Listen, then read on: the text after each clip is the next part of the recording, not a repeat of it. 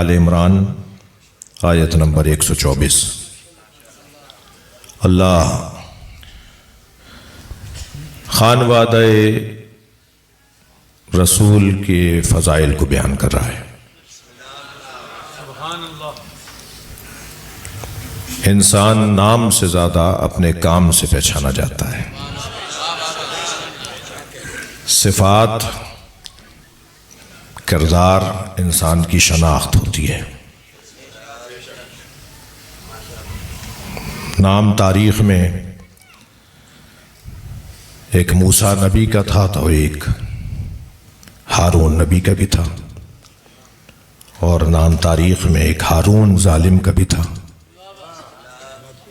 ایک ظالم ہارون گزرا ہے اور ایک معصوم ہارون گزرے ہیں۔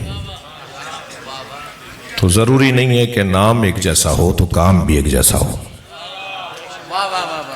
کام مختلف ہو سکتے ہیں، کردار کی بنیاد پر انسان کی شناخت بنے گی۔ میرے مولا نہج البلاغہ میں اپنے چاہنے والوں کو نصیحت فرماتے ہیں کہ خبردار اہل بیت کے بارے میں الجھو نہیں۔ جی وہ بھی شامل ہیں، وہ بھی شامل ہیں، وہ شامل نہیں ہیں، وہ شامل ہیں۔ اس جھگڑے میں نہیں پڑو۔ یخبرکم حلمہم عن علمہم، اہل بیت کا حلم ان کے علم کا پتہ بتائے گا۔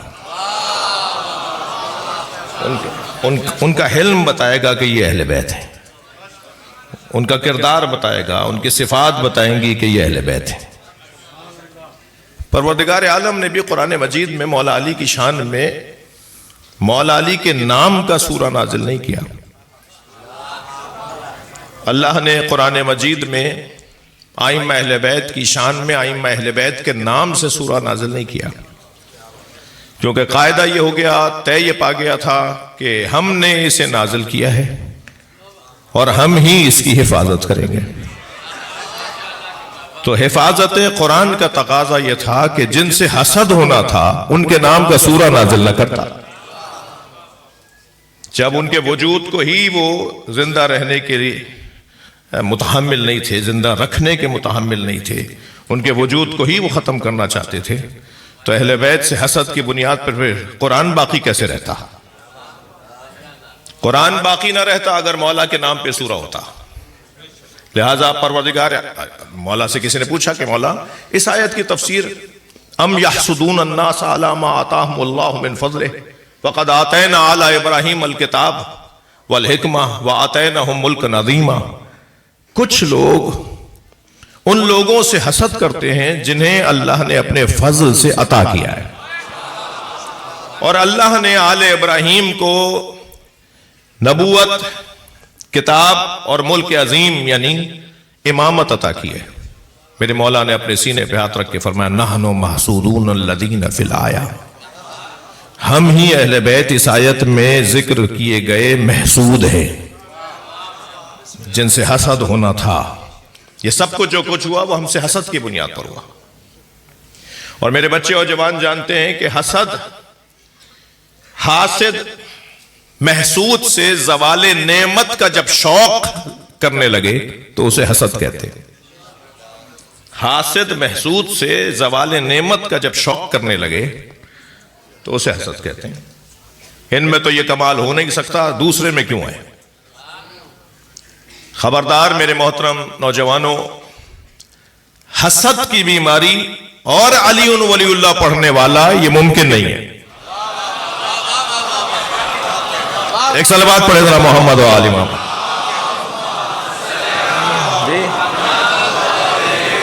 مولا علی کا چاہنے والا ہو اور حسد کی بیماری کا شکار ہو، یہ ممکن نہیں ہے۔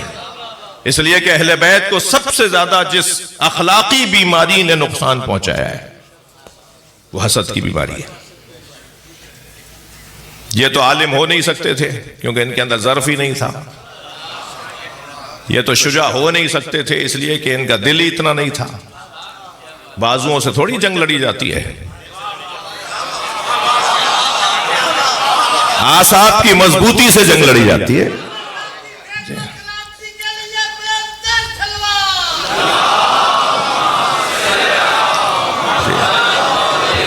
पैसा देने की इनके अंदर इतनी ताब व तवान नहीं थी कि ये अल्लाह की राह में अपनी दौलत लुटा देते। जी, गैरत और इज्जत का तो इनको पता ही नहीं था कि गैरत किसे कहते हैं और इज्जत किसे कहते हैं।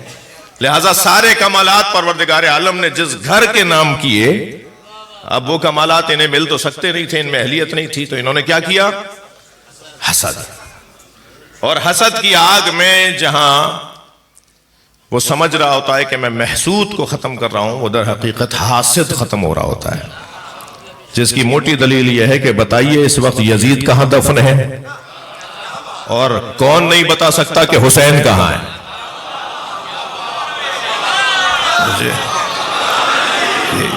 बताइए हासिद कहां रहा। और ये लंबी लिस्ट है, मैंने यजीद कहकर मक्ता सुना दिया आपको। सलवात पढ़ना मोहम्मद वाले भाई से बुलंद सलवात नबी और आले नबी पर।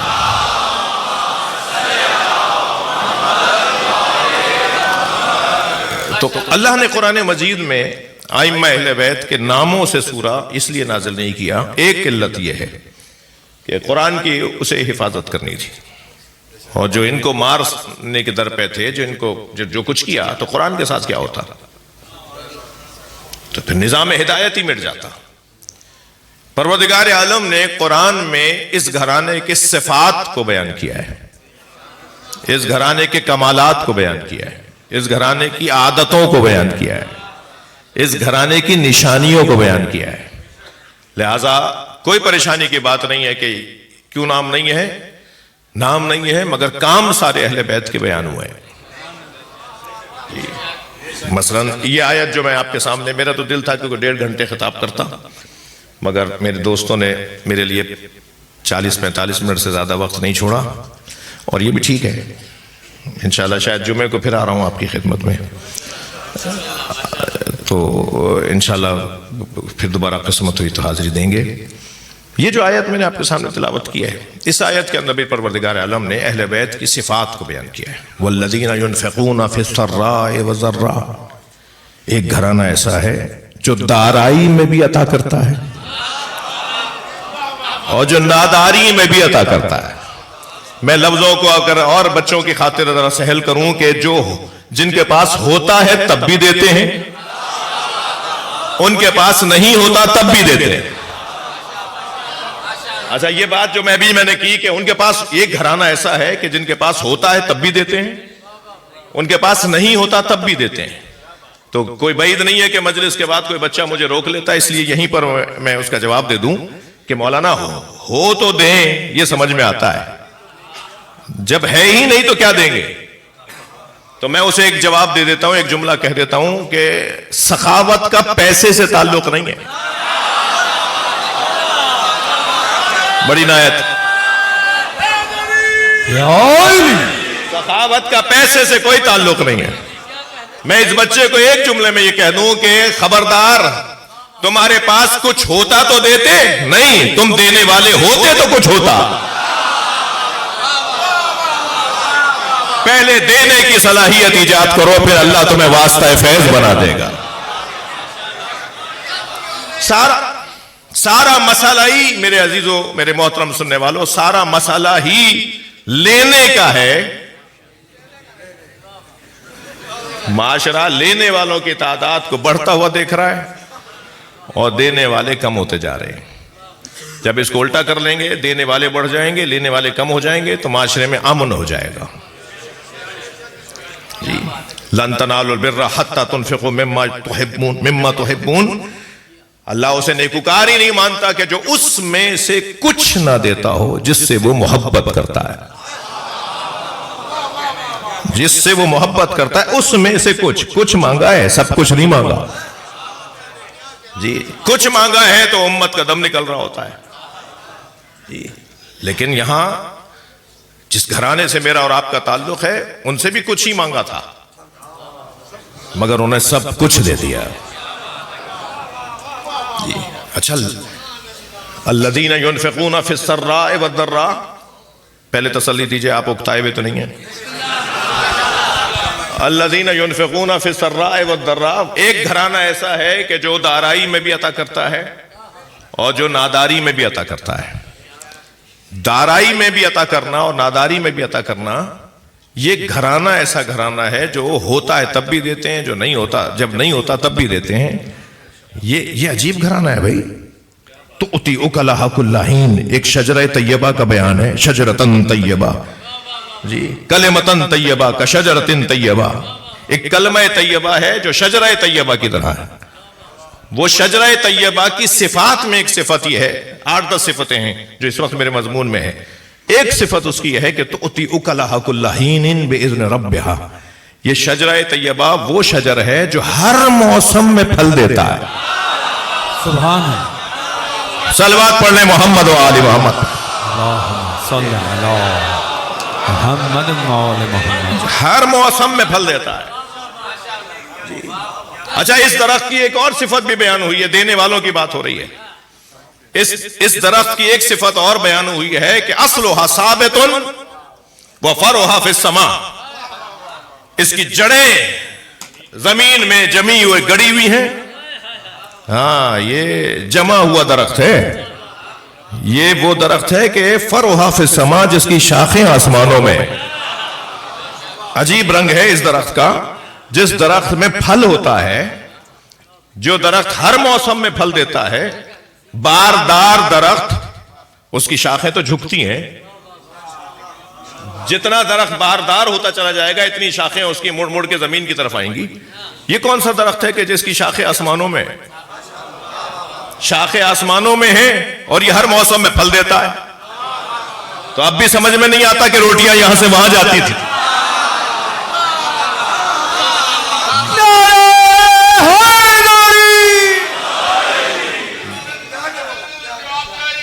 ماشاءاللہ.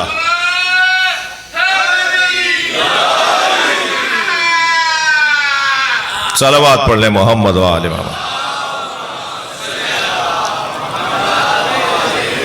توجہ کر لیا آپ نے؟ یہ درخت وہ ہے کہ جس کی شاخیں آسمانوں میں، یعنی وہاں والے بھی کھاتے ہیں اسے. وہاں والے بھی اس درخت کا پھل کھاتے ہیں. اور یہ ہے زمین سے جڑا ہوا. جو یہاں سے بھی جڑا ہو اور وہاں سے بھی جڑا ہو، اسی کو تو وسیلہ کہتے ہیں.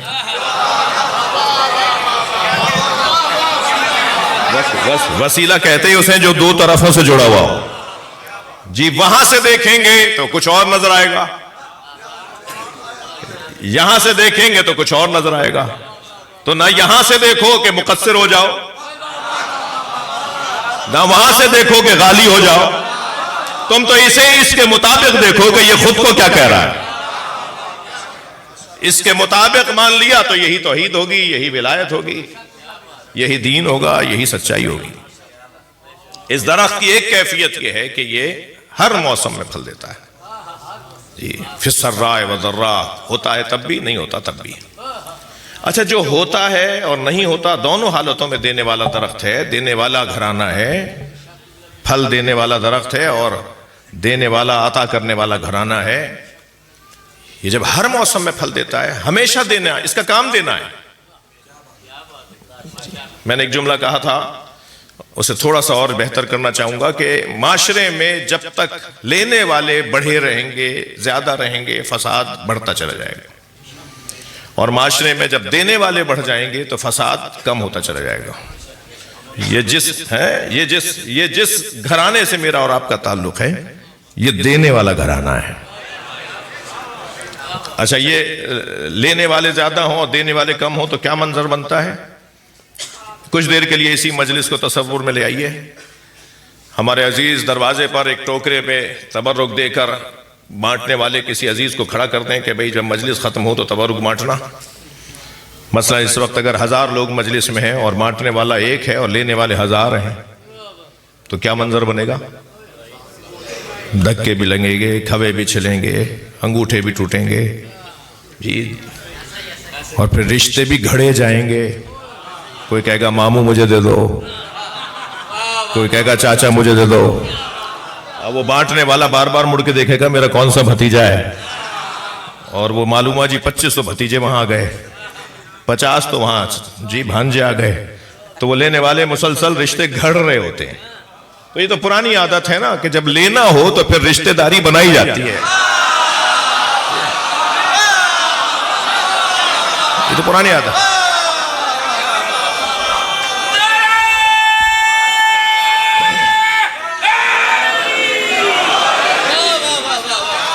اور جیسے ہی ایسے حالات دیکھے، جو ہی یہ حالات دیکھے، فوراً مانی مجلس ہیں آفاق بھائی نے، شفر بھائی نے، حضرت مولانا حافظ صاحب تشریف فرمائے، انہوں نے کہا بھائی ایک اور دروازہ کھلواؤ۔ تو اب جیسے ہی دینے والا ایک اور بڑھا تو یہ مسائل کم ہو جائیں گے نا، پھر ایک اور دروازہ کھلوا دو بھائی، تیسرا دروازہ بھی کھلوا دو۔ تو دینے والے جیسے جیسے بڑھتے چلے جائیں گے، ایسے ایسے امن بحال ہوتا چلا جائے گا۔ میں اور آپ جس دروازے کے مرید ہیں عزیزان گرامی، وہ دروازہ ہے باب الحوائج کا دروازہ، جی، جس کا کام دینا ہے، دینے والے ہوتے ہی کوئی اور ہے جی۔ دم نکلتا ہے بعض لوگوں کا کچھ دینے سے جی، قبر میں تو لے کے نہیں جائیں گے، اور پھر بھی وہ دینا نہیں چاہتے، مگر یہاں اس گھرانے نے ہمیں کچھ اور پیغام دیا ہے، دینے کا جذبہ، انہوں نے دینے کا جذبہ فی السراء والضراء والکاظمین الغیظ۔ کوئی بات ہی نہیں ہے بڑے بڑے خطا کاروں کو، بڑے بڑے ہتاکوں کو، بڑے بڑے بدتمیزوں کو، بڑے بڑے دشمنوں کو ایک لمحے میں فرما دیں اللہم اغفرہم انہم لا یعرفونی۔ یہ میرے مولا امام موسیٰ کاظم کے جملے ہیں جی۔ بدتمیزی کرنے والوں کو ہاتھ اٹھا کے فرماتے تھے اللہ انہیں معاف کر دے، یہ مجھے جانتے نہیں ہیں، یہ مجھے جانتے نہیں ہیں۔ یہ جو جب بھی کبھی آپ اگر اپنے درمیان بھی آپ دیکھیں کہ جہاں دشمنی، جہاں مخالفت، جہاں معاندت ہو رہی ہو، وہاں اس کا ایک سبب ہوتا ہے کہ یہ جانتا نہیں ہے۔ معرفت عام کرنا ان کا ایک کام یہ ہے، کریم گھرانہ، بخشنے والا گھرانہ، والعافین عن الناس، لوگوں کو معاف کرنا، بات ہی نہیں ہے معاف کرنا۔ کتنے بڑے لوگ، نہ پہاڑ سے تشبیہ دی جا سکے، نہ سمندر کی وسعت اور گہرائی سے انہیں تشبیہ دی جا سکے، نہ آسمانوں کی بلندیوں سے ان کو تشبیہ دی جا سکے۔ ان کو تشبیہ دیں کس سے؟ جو اپنے بھائی کے قاتل کو کھانا کھلا رہے ہوں جی، جو اپنے قاتل کے ہاتھ کھلوا کر اسے شربت پلا رہے ہوں، جو حضرت علی اکبر، حضرت عباس کے جنازے اٹھانے کے بعد، بازو اٹھانے کے بعد، علی اصغر اپنے بچے کا جنازہ دفنانے کے بعد لوگوں سے خطاب کر کے فرما رہے ہوں کہ اپنے آپ کو جہنم میں نہ لے جاؤ، اب بھی باز آ جاؤ۔ ایک لمحے کو تو سوچئے، وہ آخری خطبے کے بعد اگر لوگ باز آ جاتے اور امام کو شہید نہیں کرتے، توبہ کر لیتے، تو کتنا بڑا نقصان تھا جو ہو چکا تھا۔ مگر مولا ان کو پھر بھی رستہ دے رہے ہیں، پھر بھی رستہ دے رہے ہیں۔ یہ گھرانہ بدلہ لینا، کینہ دل میں رکھنا، بغض اور حسد رکھنا، بدلے لینے کے منصوبے بنانا، میں بھی مزہ چکھاؤں گا۔ وہ بعض قوموں میں تو کہا جاتا ہے کہ نہ فاتحہ پرانی ہوتی ہے نہ بدلہ پرانا ہوتا ہے۔ بعض ہمارے ہاں ملک کے اندر ایسی قومیں ہیں جن کے ہاں یہ اصطلاحیں بولی جاتی ہیں، نہ فاتحہ پرانی، یہ تو اچھا جملہ ہے خیر جی۔ 5 سال بعد بھی آئے تو کہا جی وہ 5 سال پہلے جو آپ کے ابا کا انتقال ہوا تھا تو فاتحہ پڑھ لیجئے۔ بھئی 5 سال بعد کو نہیں، فاتحہ پرانی نہیں ہوتی، اچھی بات ہے جی، لیکن ایک جملہ یہ کہ نہیں بدلہ بھی پرانا نہیں ہوتا۔ یہ اہل بیت کے چاہنے والوں کا جملہ نہیں ہو سکتا، یہ معاف کرنے والا۔ اور عزیزو، میری اور آپ کی حقانیت اور میری اور آپ کی ہماری سچائی کی ایک دلیل یہ ہے کہ لوگ ہم سے ڈرتے نہیں ہیں۔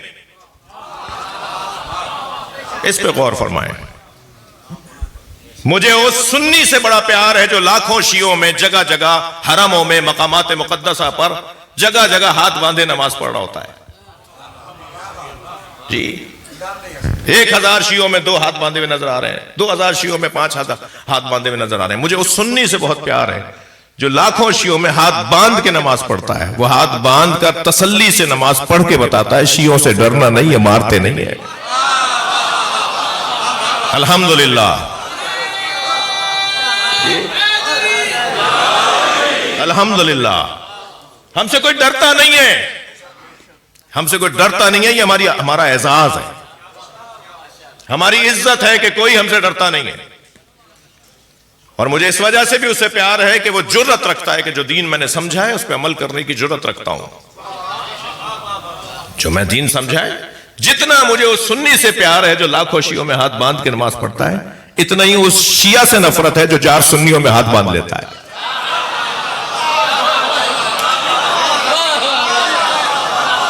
ہمارے افسران، ہمارے پولیٹیشنز، ہمارے زمینداران، ہمارے اداروں کے سربراہ جب چاہتے ہیں ہاتھ باندھ لیتے ہیں۔ تمہارے تو دادا بھی ہاتھ کھولتے تھے،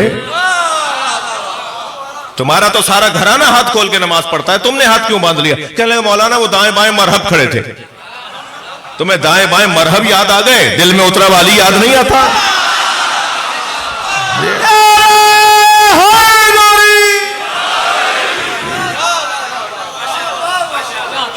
ہمت کرو، اگر ہماری قوم کی حیثیت والے لوگ بزدلی چھوڑ دیں، بھائی جس کو آپ کیوں خاموش ہو رہے ہیں؟ اگر ہماری قوم کے حیثیت والے لوگ بزدلی چھوڑ دیں تو شیعہ قوم کی جلالت میں 4 برابر اضافہ ہو جائے گا۔ شرمندہ ہو کے علی کو مانتے ہو، میں ان سے بات کر رہا ہوں، پشیمان ہو کے اہل بیت کو مانتے ہو، سینہ ٹھوک کے کہو علی والا، علی ولی اللہ پڑھنے والا ہوں، اہل بیت کا ماننے والا ہوں۔ اس گھرانے نے ہمیں جرتیں دی ہیں، ہمتیں دی ہیں، طاقتیں دی ہیں، اور سب سے بڑی طاقت جو اس گھرانے نے ہمیں دی ہے وہ اس گھرانے کی پشپناہی ہے۔ مجھ شہنشاہ حسین نقوی کا کوئی کردار اچھا نہ ہو، صرف یہی کردار بہت بڑا کردار ہے کہ میں مظلوموں کو مانتا ہوں، ظالموں کو نہیں مانتا۔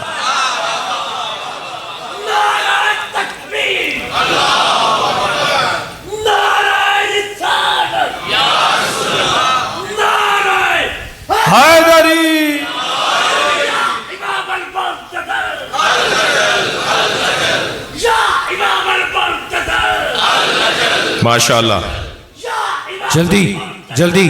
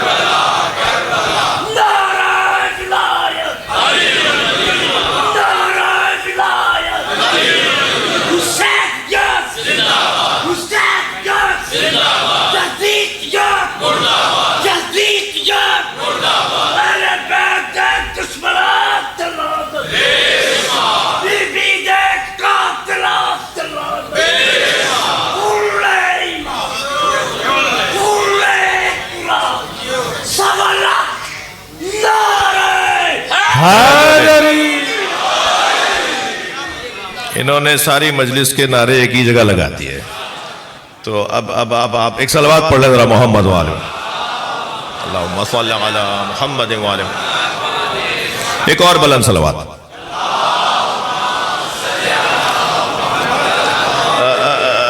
نتیجہ عرض کر رہا ہوں آپ کی خدمت میں کہ یہ جتنے صفات پروردگار عالم نے میرے مولا امام کاظم کے بیان کیے ہیں، ان سارے صفات کا لب لباب خلاصہ بنے گا باب اللہ۔ یہ گھرانہ اللہ کا دروازہ ہے، اور یہ جو باب اللہ ہے، انتم باب اللہ، آپ اللہ کا دروازہ ہیں۔ کسی سے ملنے جاؤ گے تو دروازے پہ جانا ہوگا، دیوار سے اور کھڑکیوں سے جانے والے چور ہوتے ہیں، با کردار جو ہوتے ہیں وہ دروازے سے جاتے ہیں۔ تو یہ گھرانہ باب اللہ، اللہ کا گھر، اللہ کا دروازہ، اور یہ باب اللہ اپنے کمال عبدیت کی بنیاد پر قرار پائیں۔ کمال عبدیت. ایک اور جگہ پروردگار عالم اس مفہوم کو یوں بیان فرما رہا ہے وَجَعَلْنَهُمْ أَئِمَّةً يَهْدُونَ بِأَمْرِنَا وَأَوْحَيْنَا إِلَيْهِمْ فِعْلَ الْخَيْرَاتِ وَإِقَامَ الصَّلَاةِ وَإِيتَاءَ الزَّكَاةِ وَكَانُوا لَنَا عَابِدِينَ. ہم نے انہیں امام بنایا ہے, ہم ان پر وحی کرتے ہیں نیک کاموں کی, زکوٰۃ کی ادائیگی کی, نماز کے قیام کی. وَكَانُوا لَنَا عَابِدِينَ, یہ صرف اور صرف ہمارے بندے ہیں. یہ جو کمال عبدیت ہے اس گھرانے کا, وہ سبب بن رہا ہے کہ یہ باب اللہ ہیں. اور باب اللہ کو اگر دوسرے لفظوں میں کہا جائے تو یہ باب الحوائج ہے. اللہ ہے نا رازق, اللہ ہے نا کریم, اللہ ہے نا ستار, اللہ ہے نا غفار. اللہ حیات دیتا ہے نا, اللہ موت دیتا ہے نا. وہ ملتا کہاں سے ہے, آتا کہاں سے ہے؟ کس کے پاس جائیں گے تو گویا اللہ کے پاس گئے. وہ باب اللہ, وہ باب الحوائج. جی, ائمہ اہل بیت کی حیات طیبہ, ہر امام معصوم کے کچھ فضائل مشترک ہیں, یعنی سب کے ایک جیسے ہیں. کچھ فضائل جس میں علم, جس میں عزت, جس میں غیرت, جس میں شجاعت, جس میں سخاوت, یہ سب میں کامن, سب میں ایک جیسی ہیں. لہذا سب صادق ہیں, سب کاظم ہیں, سب نقی ہیں, سب تقی ہیں, سب شہید ہیں, سب مجتبی ہیں, سب عسکری ہیں, سب رضا ہیں. یہ مشترک. اور کچھ فضائل ہیں جو مخصوص ہیں اس امام معصوم کے ساتھ, مخصوص فضائل. اور یہ بھی میرے بچوں جوانوں ذہن میں رہے کہ ہر امام معصوم کی والدہ اپنے زمانے کی تمام خواتین میں مقدس ترین خاتون. اللہ جس گود میں امانت دے رہا ہے, جس آغوش میں عصمت کا عنوان دے رہا ہے, پہلے اللہ اسے محفوظ رکھتا ہوا لائے گا. ہر جگہ ہر چیز نہیں دی جاتی, ہر چیز کو ہر جگہ نہیں رکھا جاتا. جی, ہر روڈ پر ہر گاڑی نہیں چلتی, ہر رستے پہ ہر سواری نہیں اترتی. جی, وزنی سواری اتارنے کے لیے رن وے علیحدہ بنایا جاتا ہے. فرشتہ ہر گھر میں نہیں اترتا. جب فرشتہ ہر گھر میں نہیں اترتا تو معصوم بھی ہر گود میں نہیں آئیں گے. جس گود میں معصوم کو بھیجا جا رہا ہے, پہلے اس گود کی طہارت اور حفاظت اللہ کو کہا ہے. جی, لہذا امہات المومنین کے فضائل میں یہ بات بہت روشن ہے کہ ہر مادر معصوم کو, ہر والدہ معصوم کو پروردگار عالم نے حفاظت کے ساتھ رکھا ہے. ہمارا تو عقیدہ ہے اسلاب شامخہ ارحام مطہرہ. ہم تو روزانہ اور کم سے کم ہر شب جمعہ زیارت وارثہ کو پڑھتے ہوئے اس جملے کو دہراتے ہیں کہ آپ اسلاب شامخہ سے اور ارحام مطہرہ سے ہوتے ہوئے آئے ہیں. یہ امانت پروردگار ہے. ان بیویوں میں ایک بیوی حضرت حمیدہ خاتون, حمیدہ مصفات. یہ جملہ میرے مولا امام جعفر صادق علیہ السلام کا ہے.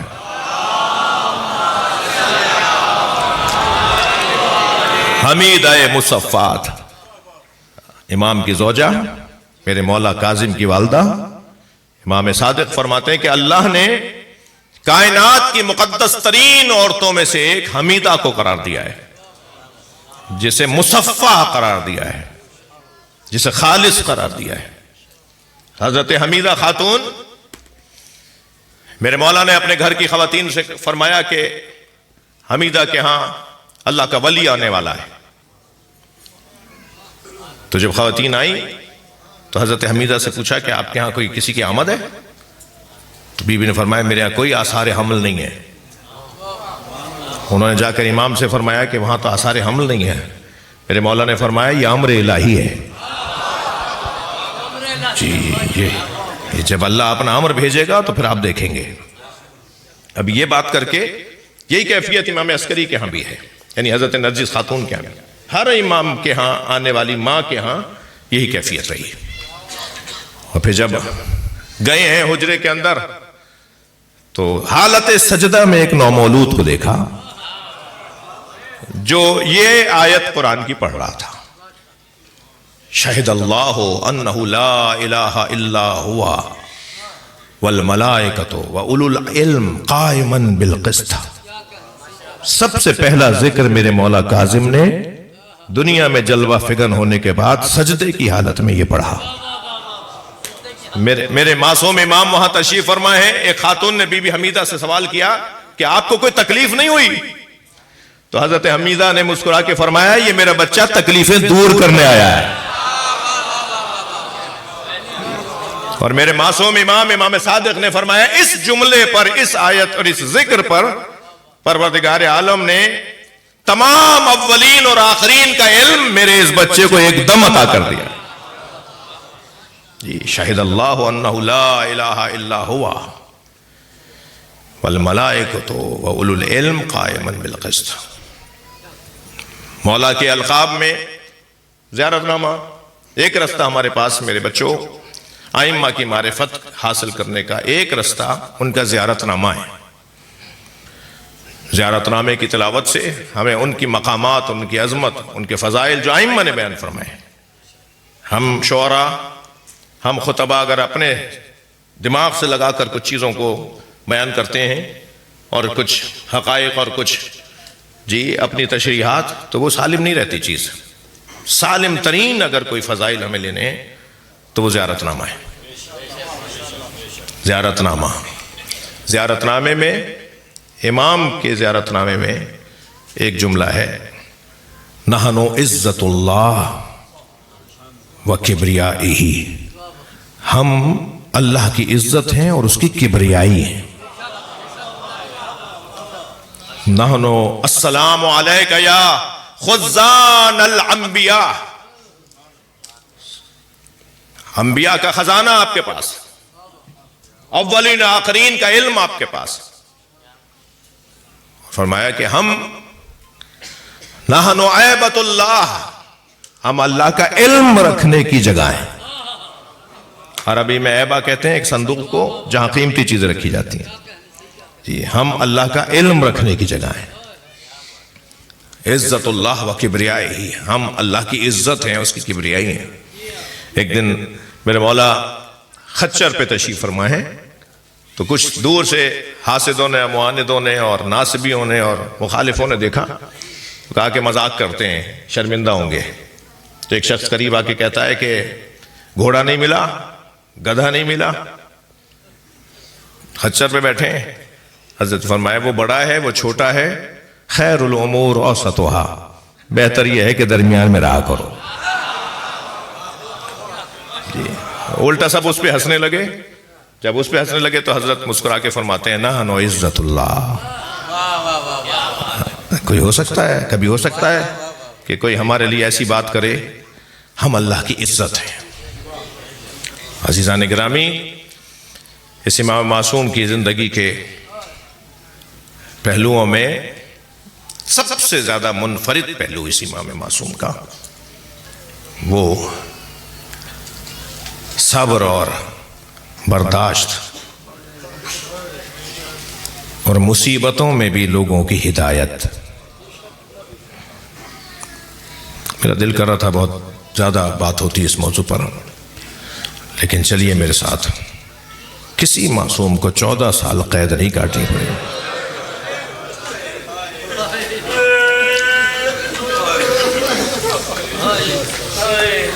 ویسے تو زندان حضرت یوسف نے بھی دیکھا، زندان امام سجاد نے بھی دیکھا. آپ کی آنکھوں میں آنسو آ گئے. زندان دیکھنے والوں میں وہ بی بی تھی جو بیٹھ کے نماز پڑھتی تھی. زندان دیکھنے والوں میں ایک بی بی تو وہ ہے جو آج تک قید میں ہے. اللہ آپ کو شام لے جائے جناب سکینہ کی قبر پر. یہ بچی واقعہ کربلا کے بعد شام آنے تک 1400 سال سے قید میں ہے، اور شاید اس کی شہادت نے ہی سب کو آزادی دلوا دی. پھوپھی اماں میں ہی دنیا سے چلی جاتی ہوں تاکہ آپ سب لوگ مدینہ چلے جائیں. اجرکم اللہ. اللہ آپ کو کسی غم میں نہ رلائے سوائے غم اہل بیت کے. عجیب اس گھرانے نے دن دیکھے ہیں اور ان مصیبتوں کے بدلے میں صبر کیا ہے. اور اس صبر میں لوگوں کو ہدایت عطا کی ہے. کچھ دیر کے لیے سوچئے تو صحیح کہ ہوا کیا ہے ان کے ساتھ. نبی کے جنازے میں 11 لوگ تھے. اجرکم اللہ، اجرکم اللہ. جن کے مذہب میں رونا جائز ہے تکلف نہیں کریں. ہمارا رونا، ہمارا ماتم اس پر ہے کہ سرکار دو جہاں رحمت للعالمین کے جنازے میں، اور جب مولا علی نے جنازہ دفنا دیا تو آ کر اعتراض کیا کہ علی تم نے ہمارا انتظار نہیں کیا. تو مولا نے فرمایا کہ میں اہل بیت ہوں، میری ذمہ داری تھی کہ میں غسل و کفن دے کر تدفین کرتا، میں کسی کے انتظار کا محتاج نہیں تھا. اس گھر میں 75 یا 95 دن بعد دوسرا جنازہ ہوا. اللہ آپ کو اس کا اجر عطا فرمائے. میرے الفاظ ناقص ہو سکتے ہیں مگر آپ کا توسل تو مکمل ہے نا. اس گھر میں 75 یا 95 دن کے بعد ایک اور جنازہ ہوا، اور وہ نبی کی بیٹی کا جنازہ. رونے والوں اس میں 6 لوگ ہیں جو جنازہ اٹھا رہے ہیں. رات کی تاریکی میں جناب زہرا کا جنازہ اٹھایا گیا. پھر امت نے اعتراض کیا ہمیں اہل بیت نے اپنے گھر کے جنازے میں نہیں بلایا. تو اس گھر میں تیسرا جنازہ مولا علی کا ہوا. سنیں گے 2 لوگوں نے جنازہ اٹھایا. اہل سنت کے مطابق آگے سے جنازہ خود اٹھ رہا تھا، عقب سے حسنین نے جنازہ اٹھایا ہوا تھا. اور مولا نے فرما دیا تھا حسنین جہاں جنازہ مڑے تو مڑ جانا، جہاں جنازہ اترنے لگے نیچے آنے لگے تم بھی رکھ دینا، اور جہاں جنازہ آ کے رک جائے اسی کے برابر میں خاک ہٹاؤ گے تو تازہ تمہیں تیار قبر ملے گی، وہ میری قبر ہوگی. جب مولا حسن نے وہ خاک ہٹائی اور قبر تازہ تیار ملی تو اس کے اندر ایک پتھر پہ لکھا ہوا تھا یہ آخری نبی کے وصی علی کی قبر ہے جسے آدم نے اپنے ہاتھوں سے بنایا ہے. اجرکم اللہ. مولا علی کے جنازے میں 2 لوگ. امت کو پھر اعتراض ہوا ہمیں گھر کے جنازے میں، اپنے گھر کے جنازے میں نہیں بلایا. اس گھرانے میں پہلا جنازہ تھا جو امت کے کاندھوں پہ دیا گیا. امت نے اتنے تیر مارے، اجرکم اللہ، برابر کی بہنیں جنازے سے تیر نکالتی رہی. اجرکم اللہ، اجرکم اللہ. رونے والوں 5ویں جنازے کا حال بتاؤں. اتنے گھوڑے دوڑائے حسین کے بدن پر کہ جناب زینب سے بھائی کا بدن پہچاننے میں نہیں آیا. آواز دے دے کر فرماتی رہی انت اخی زینب، کیا تم ہی زینب کے بھائی حسین ہو؟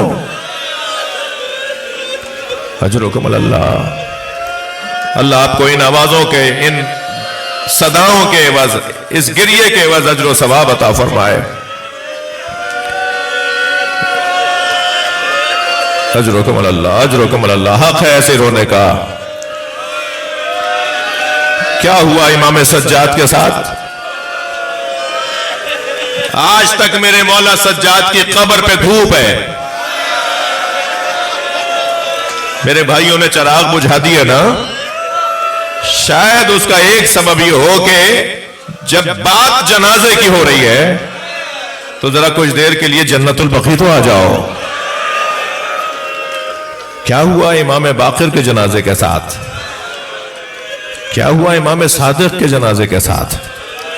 اور 7واں جنازہ سنا دوں. 14 سال میرا مولا. کچھ دیر کے لیے سوچئے تو صحیح، ایک مرتبہ رونگٹے کھڑے ہونے لگتے ہیں، انسان کا وجود کانپنے لگتا ہے. ہمارے علاقے کا، ہمارے ملک کا اگر کوئی معتبر شخص گرفتار ہو جائے، ہمارا محبوب کوئی گرفتار ہو جائے تو ساری امت باہر نکل آتی ہے، ساری قوم روڈوں پر آ جاتی ہے. کبھی غور فرمایا 14 سال تک جس کا امام قید میں ہو اور امام کا شیعہ کچھ نہ کر پائے، اور بار بار قید خانے سے امام کا پیغام آتا ہو خبردار ہمیں تمہاری جان عزیز ہے، خبردار ہمیں تمہاری جان عزیز ہے، کوئی ایسا کام نہ کرنا جس کی وجہ سے ہماری محبت میں تمہیں مار دیا جائے. ينتقل السجن الى السجن من السجن الى السجن. امام کو ایک قید خانے سے دوسرے قید خانے میں. ابھی کچھ دیر کے بعد آپ تابوت کی زیارت کریں گے نا، ذہن میں رہے یہ تابوت وہ ہے جس کی ابھی بیڑیاں کاٹی نہیں گئی ہیں. یہ اس امام کا تابوت ہے جس کی ہتکڑیاں کاٹی نہیں گئی. اجرکم اللہ، اجرکم اللہ. ایک قید خانے سے دوسرے قید خانے میں، ایک قید خانے سے دوسرے قید خانے میں، حتی ینتقلوا الی سندی ابن شاہق. بغداد کے اس قید خانے میں جس کا دربان سندی ابن شاہق. ہارون کہتا تھا یہ کیا ہو جاتا ہے کہ جو بھی دربان جاتا ہے وہ انہی کا مرید ہو جاتا ہے، انہی کا چاہنے والا ہو جاتا ہے، ظلم نہیں کرتا، زیادتی نہیں کرتا. خبریں یہ آتی ہیں کہ وہ آنے والا، اور ایک یہ کیفیت ہو جاتی ہے کہ وہ توبہ کرتا ہے، معافیاں مانگتا ہے، مگر حکم یہ ہے کہ قید میں ہی رہے. تو پھر حکم دیا گیا کہ ڈھونڈو اس جلاد کو جو ان پہ ظلم کرے. مجھ سے بیان نہیں ہوگا، میں نے اپنی آنکھوں سے روایت پڑھی ہے. یہ شخص امام پہ ہاتھ اٹھاتا تھا، یہ شخص امام پہ ہاتھ اٹھاتا تھا، یہ شخص امام پر ہاتھ اٹھاتا تھا. جی سند ابن شاہق کے قید خانے میں جگہ اتنی تنگ کہ امام مکمل کھڑے نہیں ہو پائیں گے. جب کوئی سفارش لگوا کے چاہنے والا آتا تھا کہ ایک دفعہ میرا امام مجھے دکھا دو، تو ایک سوراخ سے، ایک روزنے سے، ایک کھڑکی سے دکھایا جاتا تھا، اور اکثر دیکھنے والے پلٹ کر کہتے تھے وہاں تو کوئی نظر نہیں آ رہا، ایک چادر رکھی ہوئی ہے. تو جواب آتا تھا جسے تم چادر کہہ رہے ہو وہ تمہارا امام ہے. یہ امام کے ساتھ ظلم. میں نے ایک جملہ کہا کہ اس وقت کے چاہنے والوں کا کتنا بڑا امتحان تھا کہ ان کے امام قید خانے میں ہے. آج اتنی بڑی تعداد میں ماتم کرنے آئے نا. میں بھی چند دن پہلے کاظمین میں تھا، کروڑوں کی تعداد میں لوگ امام موسیٰ کاظم کے مزار پہ پہنچ رہے ہیں. اور یہ جو آج کا دن گزرا ہے نا 23 رجب، زہر 23 رجب کو دیا گیا تھا، شہادت 25 کو ہوئی تھی. 23 رجب امام موسیٰ کاظم کے زہر ملنے کی تاریخ ہے، اور 25 کو امام کی شہادت ہو گئی. جی ہارون رشید کا دربار سجا ہوا ہے. روزانہ رات کو یہ لہو و لعب کی محفل سجاتا ہے، شاعر غزلیں سناتے ہیں، اور ایک میخاری کا ماحول ہوتا ہے. تو ایک دن اس کے دربار میں بیٹھے ہوئے لوگوں میں سے ایک نے کہا کہ آج ہم نے ابو العطا کو بغداد میں دیکھا ہے. تو تعجب سے کہنے لگا ابو العطا تو مدینے کا شاعر ہے، وہ بغداد میں کیسے نظر آ گیا؟ کسی نے کہا میں نے بھی دیکھا ہے. تو حاکم بادشاہ ہے، حکم دیا کہ ڈھونڈو ابو العطا کہاں ہے. بہت بڑا شاعر، بہت بڑا ادیب. ڈھونڈ مچی. ایک مرتبہ معلوم ہوا فلاں سرائے میں، فلاں مسافر خانے میں ابو العطا ٹھہرے ہوئے اپنے بچوں کے ساتھ. کہ جا کے پیغام دو کہ ہارون تمہیں دربار میں بلا رہا ہے. یہ دربار میں پہنچا. تم یہاں کیسے؟ کہ امیر میں اپنی ذاتی غرض. اب دیکھیں ایک چاہنے والوں کی آزمائش. کہتے ہیں امیر میں اپنی ذاتی غرض سے بغداد آیا ہوں. کہا ٹھیک ہے، جب تک بغداد میں رہو گے روزانہ دربار میں آؤ گے اور اپنا کلام سناؤ گے. کئی دن تک کلام سنتا رہا. ایک دن کہنے لگا فلاں کلام جو تمہارا بہت مشہور ہوا وہ سناؤ. تو ابو العطا نے کہا اس کے بدلے میں مجھے ملے گا کیا؟ تو ہارون نے کہا جو مانگو گے دے دوں گا. پھر کہا دوبارہ بتائیے جو مانگوں گا دو گے؟ کہنے لگا جو مانگو گے دوں گا. ابو العطا نے وہ کلام سنا دیا، اور جب کلام سن لیا اور وہ محفل برخاست ہونے لگی تو ہارون نے آواز دے کر کہا کچھ مانگنا چاہ رہے تھے. تو آنکھوں میں آنسو بھر کے کہنے لگے میرے امام کو آزاد کر دو. اجرکم اللہ.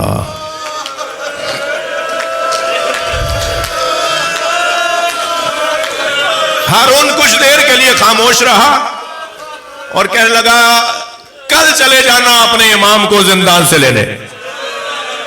اب میں آپ رونے والوں سے سوال کروں کتنے خوش گئے ہوں گے اپنے بچوں کے پاس، کسی چاہنے والے کی وجہ سے اس کا امام آزاد ہو جائے، کسی مولائی کی وجہ سے اس کا مولا آزاد ہو جائے. جا کر اپنے بچوں کو مبارکباد دی، دیکھو میرے امام کو میری وجہ سے آزادی مل رہی ہے، تیاری کرو کل ہم امام کو لینے جائیں گے. صبح سے جا کے زندان کے دروازے پر بیٹھ گئے. ہر کچھ دیر کے بعد زندان کا دروازہ کھلتا تھا، کسی کو آزاد کیا جاتا تھا اور کسی قیدی کو اندر لے جایا جاتا تھا. اور ہر مرتبہ سپاہیوں سے پوچھتے تھے میرے امام کو آج آزاد ہونا تھا، اور وہ سپاہی کہتے تھے انتظار کرو بیٹھے رہو. کہتے ہیں عصر کا وقت ہو گیا، دروازہ کھلتا ہے بند ہوتا ہے، کوئی جاتا ہے کوئی آتا ہے، مگر میرے امام کی زیارت نہیں ہو رہی. پھر ایک مرتبہ آواز دے کر کہا بھائی کب تک بیٹھوں گا؟ کہ نہیں آج ہی تمہارا امام آزاد ہو رہا ہے، سنیں گے عزادارو؟ ایک مرتبہ دروازہ کھلا، ایک تختے پہ جنازہ، اجرکم اللہ، 4 سپاہی اٹھائے باہر آئے اور آواز دے کر کہا ہاذا امام الرفضہ، ابو لتا ہم نے تمہارے امام کو آزاد کر دیا۔ اجرکم اللہ، ہو گئی مجلس عزادارو، ایک منزل اور میرے ساتھ آ جائیے۔ امام کے جنازے کو بغداد کے پل پہ لے جا کے رکھ دیا، آہستہ آہستہ چاہنے والوں کو خبر ہو رہی ہے، ہر شخص نکل کر اپنے گھروں سے نکل کے بغداد کے پل پہ آ رہا ہے۔ ان لوگوں میں ایک لوہار بھی ہے جو آ کر کہتا ہے یہ جنازہ کس کا ہے؟ کہ تم کیا جاننا چاہتے ہو؟ کل رات کو میرے خواب میں فاطمہ زہرا آئی اور مجھے آ کر کہا اے لوہار، میں نبی کی بیٹی فاطمہ، اگر تو ہماری محبت کا دم بھرتا ہے تو کل میرے بیٹے کی بیڑیاں کاٹ دینا۔ اجرکم اللہ، اجرکم اللہ، ہو گئی مجلس عزادارو۔ ابھی آپ تابوت کی زیارت کر رہے ہیں، میرے مولا کے جنازے سے بیڑیاں اور ہتکڑیاں کاٹی گئیں، امام کا غسل و کفن ہوا، جنازہ میرے مولا کا پل بغداد سے گزار کر مقابر قریش میں دفنایا گیا۔ سلام ہو امام حسین پر جن کا جنازہ 3 دن بے گور و کفن رہا، بہنیں مڑ مڑ کے دیکھتی رہیں، بیٹیاں آوازیں دیتی رہیں الوداع یا حسین یا حسین۔